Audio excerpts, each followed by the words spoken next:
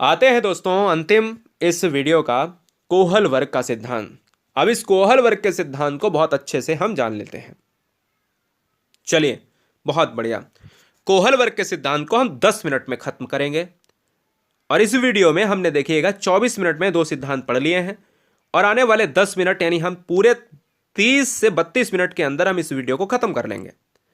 कोहल वर्ग के सिद्धांत में 3 फैक्ट्स जो सबसे ज्यादा पूछे जाते हैं, आइए जानते हैं पूरी तरीके से कोहल वर्ग सिद्धांत क्या कह रहा है। तो कोहल वर्ग का नैतिक विकास का सिद्धांत क्या कहता है? तो सबसे पहले कोहल वर्ग के 3 फैक्ट।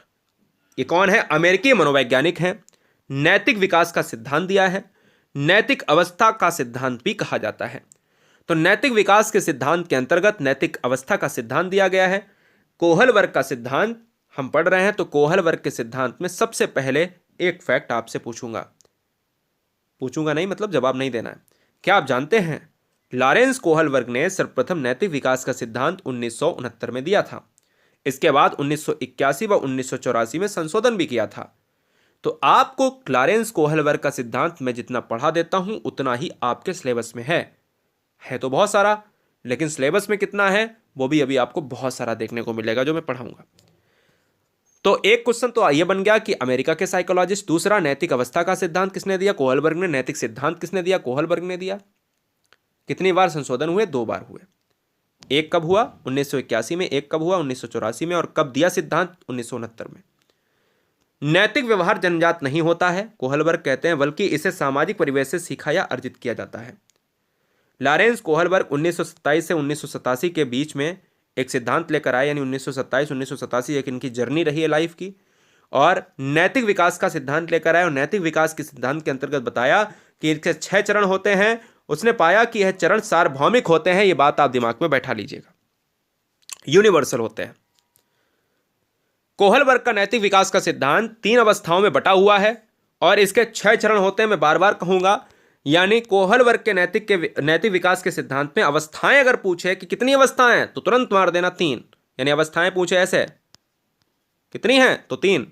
अगर पूछे चरण कितने हैं तो कितने मारेंगे आप? तो 6 मारेंगे। ठीक है। तो कोहल वर्ग के सिद्धांत में नैतिक विकास की सिद्धांत की जो अवस्थाएं हैं उसमें अवस्था है भैया 3 हैं और उसके सब स्टेज हैं। स्टेज के जो सब स्टेज हैं वो हैं 6, यानी 6 चरण। मतलब इसके भी 2, इसके भी 2, इसके भी 2। हम इसको जानेंगे, पहले तो इसको तो जान लीजिएगा कि पूर्व परंपरागत अवस्था में कितने साल की है? 4 से 10 साल की है। परंपरागत अवस्था 10 से 13 साल की है। उत्तर परंपरागत अवस्था 13 से ऊपर है। ठीक है ना। प्री कॉन्वेंशनल स्टेज जो है 4 से 10, कॉन्वेंशनल 13 से, पोस्ट कॉन्वेंशनल 13 वर्ष से अधिक।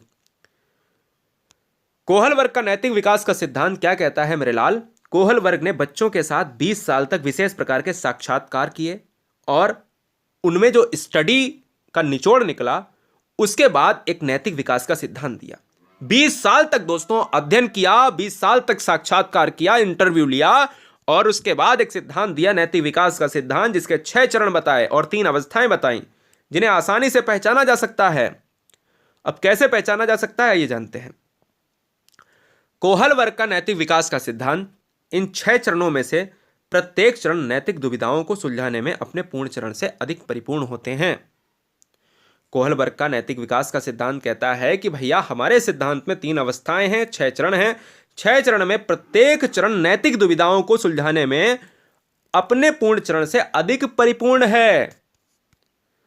कोहल वर्ग का नैतिक विकास का सिद्धांत बालकों में चरित्र निर्माण या नैतिक विकास के संदर्भ में लॉरेंस कोहल वर्ग ने अपने अनुसंधान के आधार पर यह निष्कर्ष निकाला कि बालकों में नैतिक या चरित्र के विकास में कुछ निश्चित अवस्थाएं पाई जाती हैं। जो निश्चित अवस्थाएं कौन सी हैं? कुछ ऐसी अवस्थाएं हैं भैया, कहते हैं कि नैतिक अवस्थाओं के अंतर्गत एक ऐसा सिद्धांत कोहल वर्ग ने दिया जिसमें कुछ निश्चित अवस्थाएं हैं और उन अवस्थाओं के अंतर्गत बच्चा किस किस स्टेज से गुजरता है और क्या क्या करता है वही बताया है।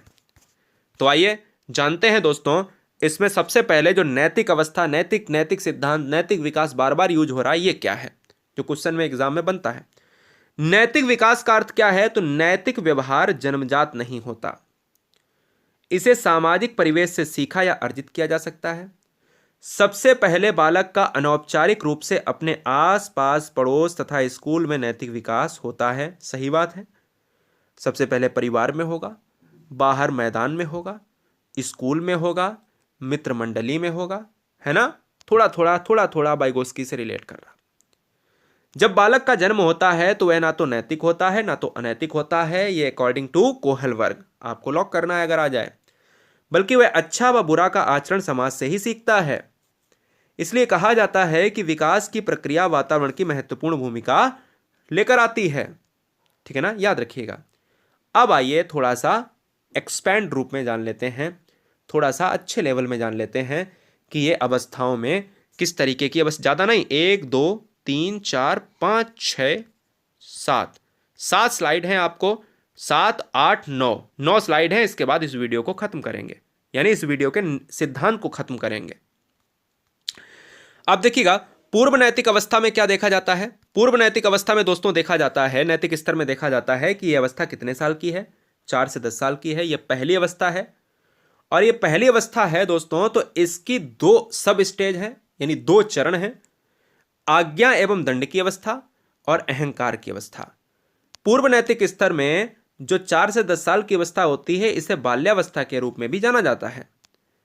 तो इसके 2 चरण हैं, आज्ञा एवं दंड की अवस्था और अहंकार की अवस्था।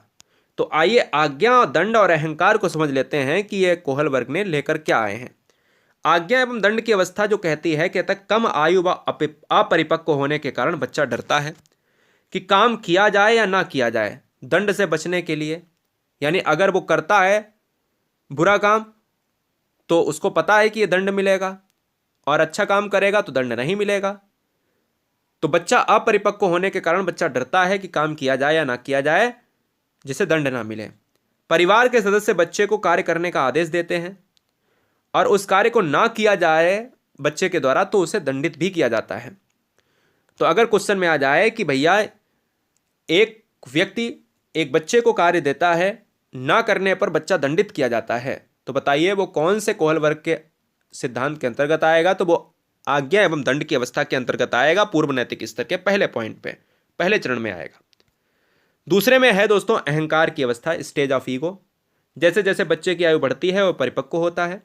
यदि उसका उद्देश्य झूठ बोलने से पूरा होता है तो वह झूठ बोलेगा, भूख लगने पर चुरा कर खा लेगा और कहेगा कि मैंने नहीं खाया, मम्मी मैंने नहीं खाया, क्योंकि यह स्टेज ऑफ ईगो ये पहले अवस्था के दूसरे चरण में आती है।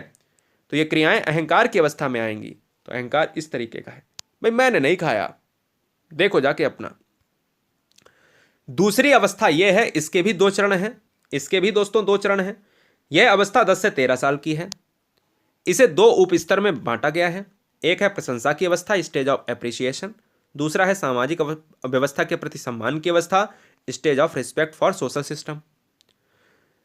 प्रशंसा की अवस्था कब होगी और सामाजिक व्यवस्था के प्रति सम्मान की अवस्था कब होगी, आइए जानते हैं। प्रशंसा की अवस्था की बात करें तो इस अवस्था में बच्चा जो भी करता है वह दूसरे लोगों के द्वारा उसकी प्रशंसा करने के लिए करता है। बच्चा उस स्टेज में है कि बच्चा चाहता है कि हम कुछ ऐसा अच्छा करें जिससे हमारी प्रशंसा हो, हमारी बड़ाई हो। ठीक है, तो कुल मिलाकर अगर क्वेश्चन आ जाए कि अगर कोई बच्चा ऐसा कार्य करता है कि उसके द्वारा यानी लोगों के द्वारा उसकी प्रशंसा हो, तो वो कौन सी स्टेज के अंतर्गत आता है कोहलवर्ग की, तो प्रशंसा की अवस्था के अंतर्गत आता है, परंपरागत नैतिक स्तर की अवस्था के अंतर्गत आता है। दूसरी ओर समाज के सदस्य बच्चे से विशेष अपेक्षाएं करने लगते हैं, तो समाज उन्हें स्वीकृत देता है कि भाई तुम अच्छे बच्चे बनो, अच्छा काम करो जिससे तुम्हारी प्रशंसा हो। ठीक है, याद रखिएगा। दूसरा है सामाजिक व्यवस्था के प्रति सम्मान की अवस्था। यह दूसरी स्टेज है और दूसरी स्टेज का दूसरा चरण है। नैतिक विकास की उप अवस्था अत्यंत महत्वपूर्ण मानी जाती है। कोहलवर्ग के अनुसार समाज के ज्यादातर सदस्य नैतिक विकास की इस अवस्था तक पहुंच जाते हैं। इस अवस्था में प्रवेश करने से पहले बालक समाज को केवल इसलिए महत्वपूर्ण मानता है कि उसकी प्रशंसा करता है। वह समाज को स्वयं एक लक्ष्य मानने लगता है। समझ में आया, याद रखिएगा। और तीसरी और अंतिम अवस्था है उत्तर परंपरागत अवस्था। कोहलवर्ग की तीसरी और अंतिम अवस्था है उत्तर परंपरागत अवस्था, जो मैं आपको दिखा रहा हूं यहां पर। उत्तर परंपरागत अवस्था 13 वर्ष से अधिक वाले बच्चों के लिए है। 13 वर्ष के ऊपर जो बच्चा होता है वो उत्तर परंपरागत अवस्था के अंतर्गत जाता है। इसमें पहली सब स्टेज आती है समाज के साथ संबंध। कोई भी बालक इस अवस्था में समाज के प्रति अच्छा कार्य करता है। वह नहीं चाहता कि समाज के साथ उसका समझौता टूटे, क्योंकि बच्चा बड़ा हो चुका है, 13 वर्ष से ऊपर हो चुका है। कोई ऐसा समाज के विरोध में कार्य नहीं करेगा जिससे उसका समाज के साथ समझौता टूटे। समाज के बनाए हुए नियम पर चलता है, सही नियम पर चलता है। दूसरी इसकी सब स्टेज है सार्वभौमिक संबंध। इस अवस्था में बालक विवेक का प्रयोग करता है और कुछ नियम अपने आप से बनाता है। वह सोचता है कि समाज में क्या अच्छा है, क्या खराब है। इस अवस्था में बालक अपने मन से कार्य करता है कि समाज में अगर कोई खराब नियम है तो उसको बदला भी जाएगा। खराब नियम पर हम नहीं चलेंगे, खराब नियम पर हम